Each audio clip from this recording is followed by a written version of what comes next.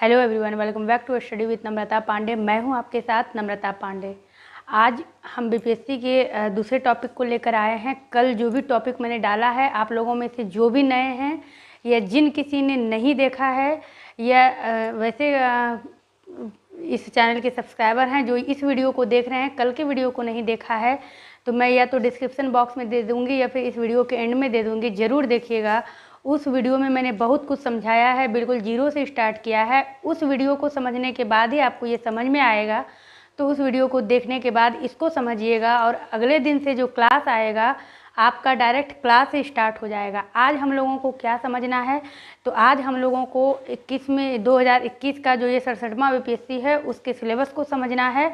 और ये भी देखेंगे कल जिस तरह के हमने प्रश्नों को अधूरा छोड़ा था कि बिहार से जो प्रश्न पूछे जाते हैं, कितने प्रश्न पूछे जाते हैं और किससे कितने पूछे जाते हैं, मैं कल चर्चा करूंगी। मैंने ऐसा कल के क्लास में कहा था, तो उसी को मैं पूरा करूंगी। और आप लोगों में से जो भी सीडीपीओ का फॉर्म जिन्होंने भरा है उनके लिए भी ये तैयारी उतना ही फ़ायदेमंद है जितना कि जो बीपीएससी का कर रहे हैं। और जो लगातार बोल रहे हैं कि एनसीईआरटी का चाहिए आपको, इतिहास, भूगोल, नागरिक, जो कुछ भी, या स्टेट की भी तैयारी कर रहे हैं, तो ये आपका हिस्ट्री भी इसमें चलते जाएगा। तो आप किसी भी चीज़ की वैसे प्रतियोगिता परीक्षा की तैयारी कर रहे हैं जिसमें कि आपको जनरल स्टडीज़ पढ़ना है, आपको जीके पढ़ना है, तो आपके लिए ये सारा क्लास उपयोगी है। इसको आप देख सकते हैं। तो आज हम सिलेबस भी समझेंगे और कल से हम निश्चित तौर से शुरू कर देंगे क्लास लेना। अब हम लोग समझेंगे सबसे पहले, कल जिस तरह की मैंने कहा था, चूँकि कल मैंने बहुत कुछ कहा है और उसको मैं दोबारा नहीं बता सकती हूँ, क्योंकि अगर एक ही बिंदु पर बोलूँगी तो हमें पढ़ना है। हमें मौका मिला है, जुलाई में अगर फॉर्म नहीं निकल रहा है, अगस्त में निकलता है, तो भी जो भी समय है उसका लाभ आपको उठाना है। तो कल हम लोगों ने क्या समझा था, केमिस्ट्री में 10 और फिजिक्स में 10 नंबर का जो प्रश्न पूछा जाता है, मैथ में 10 नंबर का, बायोलॉजी में 10 नंबर का। इस तरह से कल हम लोगों ने समझा था। कोई एक ऐसे सब्सक्राइबर है जिन्होंने कहा था मैम इकोनॉमिक्स में भी प्रश्न पूछे जाते हैं, तो मैं ये यहाँ पर समझाना चाहूँगी। तब तो पॉलिटिकल साइंस में मैंने कल नहीं लिखा था, नीचे लिखा था पॉलिटिकल साइंस या इकोनॉमिक्स।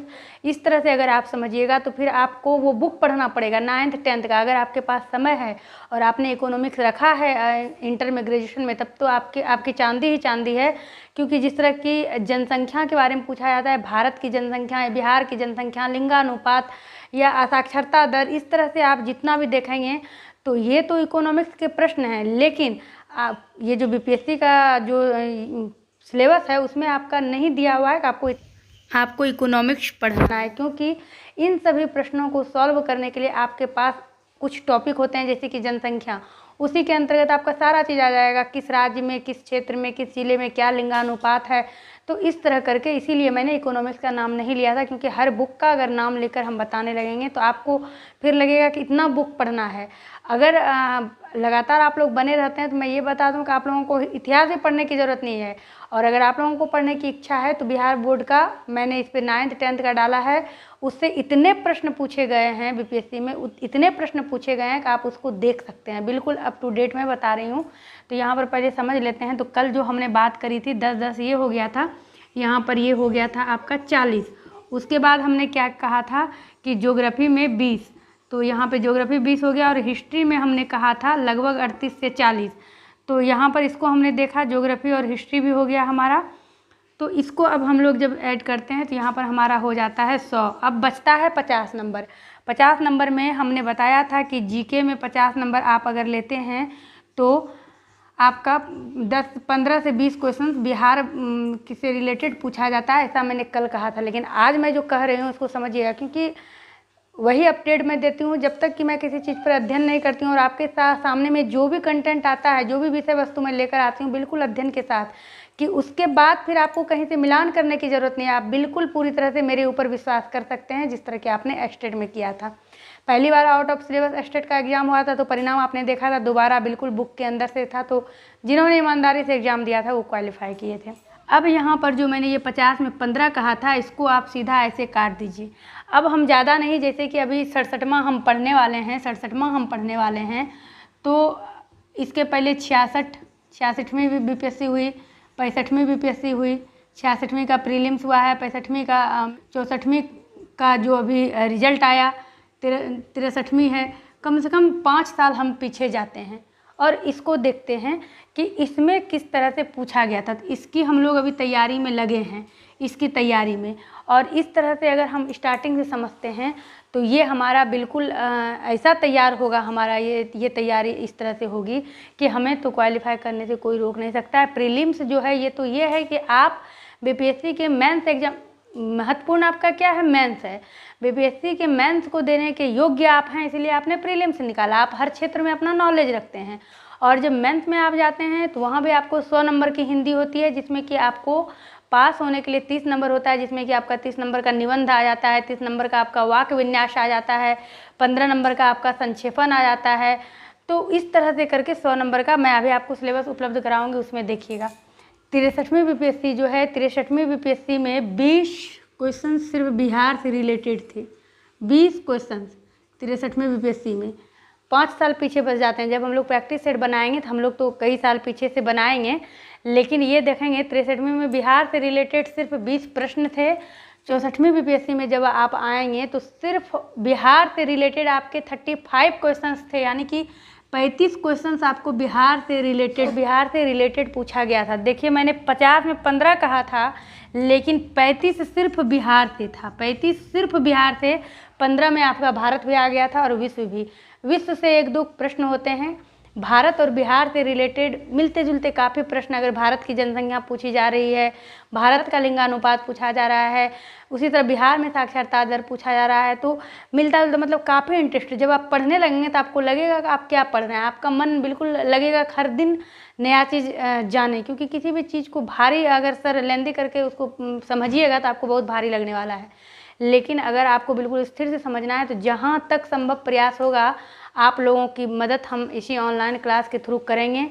हर दिन 7 बजे शाम में मेरा क्लास आएगा। और एक चीज़ ध्यान रखिएगा, आप लोगों के साथ परेशानी क्या होती है, रोज़ अपडेट नहीं मिलता है तो आप लोगों को शिकायत हो जाती है कि रोज़ नहीं आता है। समझिए इस चीज़ को, ये बीपीएससी है।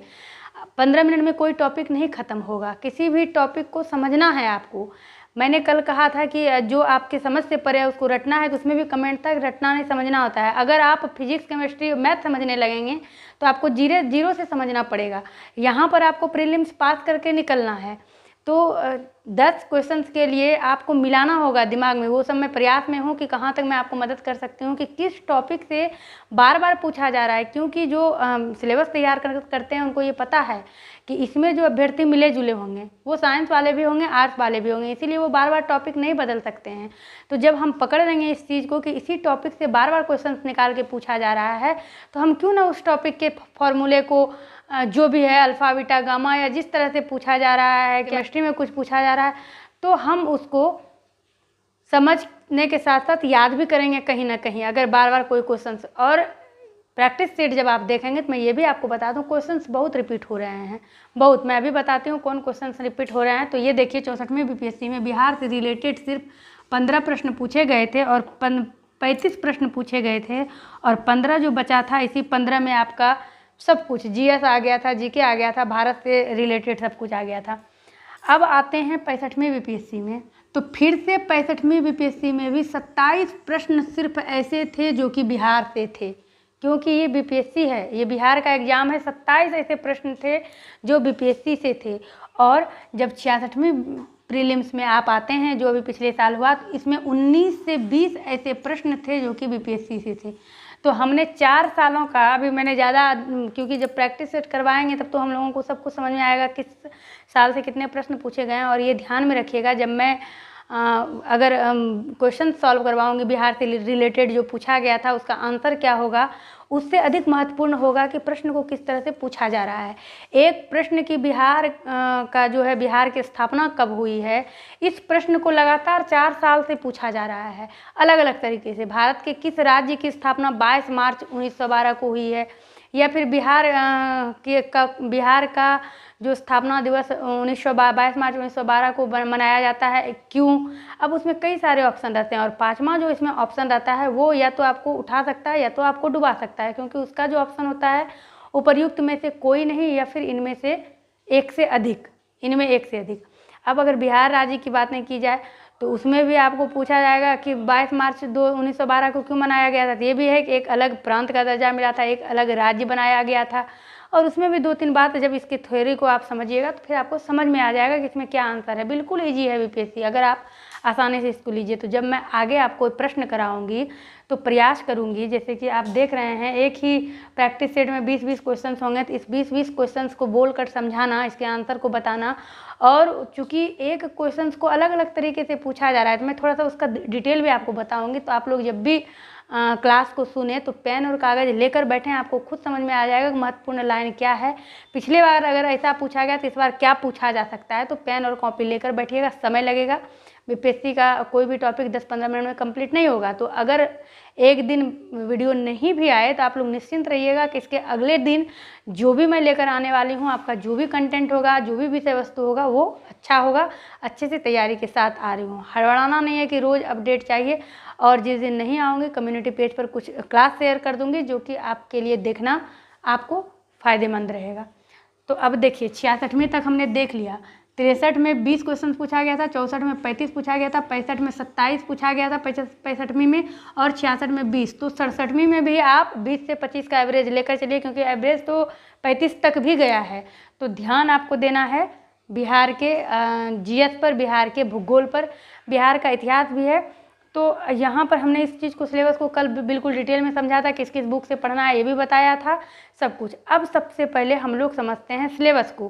तो चलिए पहले सिलेबस को समझते हैं। सिलेबस को समझने के पहले, अभी मैं सिलेबस आपको दिखा रही हूँ, सिलेबस को समझने के पहले जब आप सिलेबस देखेंगे तो आपका बहुत कुछ क्लियर हो जाएगा कि जो आप प्रीलिम्स में पढ़ रहे हैं वही चीज़ आपको मेंस में पढ़ना है, और वही चीज़ आपका पेपर 1 पेपर 2 में आपको मिलने वाला है।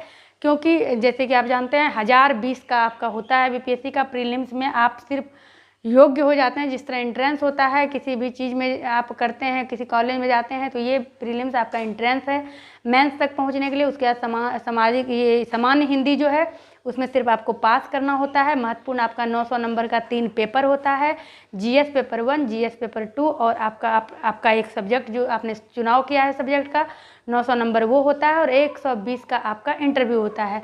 उसके बाद आपका मेरिट लिस्ट तैयार होता है। तो चलिए पहले सिलेबस समझते हैं, उसके बाद बात करते हैं। ये है आपके हिंदी का सिलेबस। निबंध आपको 30 अंक का पूछा जाएगा, व्याकरण 30 अंक, वाक्य विन्यास 25 अंक और संक्षेपण 15 अंक। अब चलते हैं प्रीलिम्स के सिलेबस 1 पर। ये देखेंगे बीपीएससी 2021 जो 67वां बीपीएससी का प्रीलिम सिलेबस है। सामान्य विज्ञान, भारत का विकास, राष्ट्रीय और अंतर्राष्ट्रीय महत्व और घटनाएं, बिहार का इतिहास और भारतीय इतिहास, आज़ादी के बाद बिहार की अर्थव्यवस्था में बदलाव, भारत की स्वतंत्रता, भारतीय राष्ट्रीय आंदोलन और बिहार की भूमिका, रीजनिंग, देखिए यहाँ पर रीजनिंग भी है, रीजनिंग मैथ के अंतर्गत आ जाएगा। उसके बाद भारत में राष्ट्रवाद की प्रकृति, भूगोल, बिहार का भूगोल, भारतीय राष्ट्रीय आंदोलन में बिहार की भूमिका, भारतीय राजनीति और अर्थव्यवस्था, इन सभी से भी प्रश्न पूछे जाते हैं। ये थे आपके प्रीलिम्स के सिलेबस, जो कि जिसका आप स्क्रीनशॉट ले सकते हैं। अब चलते हैं हम लोग जो आपके मेंस का जीएस पेपर 1 है, ये 2021 का सिलेबस है। इसमें देखिएगा प्रीलिम्स का सिलेबस और इसका सिलेबस आपको मिलता नज़र आएगा। जैसे भारत का आधुनिक इतिहास, बिहार में संथाल विद्रोह, विरसा आंदोलन, चंपारण सत्याग्रह, ये सब जब आप पढ़ेंगे तो आपको काफ़ी मन लगने वाला है। और इसको मैंने बताया भी है बिल्कुल कहानी की तरह, जब आपने बिहार बोर्ड का इतिहास पढ़ा था। आगे देखेंगे भारत छोड़ो आंदोलन, भारतीय संस्कृति, मौर्य और पाल कला की मुख्य विशेषताएं, देश की आज़ादी में गांधी, रविंद्रनाथ टैगोर और नेहरू की भूमिका, राष्ट्रीय और अंतर्राष्ट्रीय महत्व की वर्तमान स्थिति और सांख्यिकीय विश्लेषण, बिहार के संदर्भ में देश का इतिहास, पश्चिमी और तकनीकी शिक्षा का परिचय और विस्तार, भारतीय स्वतंत्रता संग्राम में बिहार की भूमिका, ग्राफ और आरेख। अब चलेंगे पेपर 2 की तरफ। चूँकि सिलेबस देखने से क्या होगा, आपका कॉन्सेप्ट क्लियर होगा कि आप जो भी पढ़ रहे हैं वो बेकार जाने वाला नहीं है, मेंस से भी रिलेटेड है। अब ये देखेंगे बीपीएससी मेंस जीएस पेपर 2 का सिलेबस है 2021 का। भारतीय अर्थव्यवस्था, भारत का भूगोल, भारत के विकास में विज्ञान और प्रौद्योगिकी की भूमिका, यानी टेक्नोलॉजी से भी जुड़े हुए सवाल पूछे जाएंगे। फिर है आपका भारतीय राजनीति, बिहार समेत भारत में राजनीतिक व्यवस्था के आधार पर प्रश्न, भारत और बिहार के भौतिक, आर्थिक और सामाजिक आधार के प्रश्न इत्यादि। ये देखकर आपको घबराना नहीं है, ये मेंस का सिलेबस है। अभी आपको प्रीलिम्स की तैयारी करनी है और प्रीलिम्स के साथ ही आपकी मेंस की तैयारी हो जाएगी। तो आपने सिलेबस समझा। सिलेबस में जो आपने देखा चंपारण विद्रोह, इससे आपको प्रीलिम्स में कई क्वेश्चंस मिलेंगे। पश्चिम चंपारण, बिहार के चंपारण क्षेत्र को लेकर के इतने प्रश्न पूछे गए हैं। वहीं के किसान आंदोलन में जो भी आपके राजकुमार शुक्ल आए थे, तो जो चंपारण है आपका, चंपारण सत्याग्रह या फिर वीरसा आंदोलन, या फिर आपने जो अभी देखा बिहार में संथाल विद्रोह, या फिर बिहार के संदर्भ में देश का इतिहास, ये सब जब आप प्रीलिम्स की तैयारी करेंगे ना, तो ये सब चीज़ आपका रिमाइंड होते रहेगा। इसीलिए मैंने कहा कि थ्योरी को समझ के जब आप ऑब्जेक्टिव पे जाते हैं तो आपका साथ साथ मेंस भी तैयार होते जाता है। मेंस के लिए भी आप तैयारी कर रहे हैं, ऐसा नहीं है कि उसके लिए आपको अलग से समय निकालना पड़ेगा, क्योंकि पढ़ना घुमा फिरा कर ऐसा वो कभी नहीं करेंगे। जो एग्जामिनर होते हैं वो ऐसा नहीं कर सकते हैं कि आपको प्रीलिम्स में मैथ पूछ दिया और मेंस में आपको केमिस्ट्री पूछ दिया, इंटरव्यू में आपसे फिजिक्स पूछेगा। इंटरव्यू में आपसे आपके सब्जेक्ट से, आपके हॉबी से जुड़े हुए सवाल पूछे जाते हैं, और मेंस में भी प्रीलिम्स से जुड़ा हुआ सारा चीज़। अब जीएस पेपर 1 में क्या क्या पूछा जाता है, इस सब का सिलेबस आपने देख लिया, कहाँ से क्या पूछा जाता है। तो बस इसी के अंदर आपको तैयारी करनी है। तो तैयारी में कल से हम लोग लग जाएंगे। क्लास जो आपका आएगा, ये 2 आपके हिंट्स के लिए था क्लास। अब जो क्लास आएगा इस तरह से लिखा हुआ आएगा, क्लास 1, क्लास 2 इस तरह करके, और मैं प्ले लिस्ट भी बना दूँगी। अगर कोई पीछे से भी जुड़ रहे हैं, लेट से आ रहे हैं, तो कोई बात नहीं है, एक दिन में भी क्लास को देख सकते हैं। क्लास जब भी अटेंड करें तो पेन कॉपी लेकर बैठें। जैसे मुझे संभव होगा बोर्ड पर क्लास लेना, कॉपी पर क्लास लेना, उस तरह मैं लूँगी, लेकिन आप लोगों को बेनिफिट होगा। 4 से 5 क्लास में ही आप लोग अपना रिस्पॉन्स देना शुरू कर देंगे। बिल्कुल आपके लिए यूजफुल है ये क्लास। और अगर मान लीजिए मैंने जैसे जिस तरह कल मैगजीन दिखाया, तो एक साइड से पूरा लास्ट तक मैगजीन हमें नहीं पढ़ना है, उसमें कई पन्ने होते हैं, और वो मैगजीन से बीपीएससी के दृष्टिकोण से, बीपीएससी परीक्षा के दृष्टिकोण से नहीं बनाया जाता है। कोई बैंक की भी तैयारी कर रहे हैं, कोई और अदर चीज़ की तैयारी कर रहे हैं, तो उसमें भी आपको प्रैक्टिस सेट देखते देखते मेरे साथ आपको ये अंदाज़ा लग जाएगा कि किससे प्रश्न बीपीएससी में पूछे जाते हैं। इसीलिए सारे किताब को रटना नहीं है, रिवीजन बहुत बड़ी चीज़ है। तो उम्मीद करते हैं आपके लिए ये वीडियो भी हेल्पफुल रहा होगा। कल से क्लास की तैयारी के लिए शुरू हो जाइए, देखिए आपको कितना लाभ मिलता है। मिलती हूँ मैं आपसे अपने अगले वीडियो में, बने रहिए इस चैनल के साथ।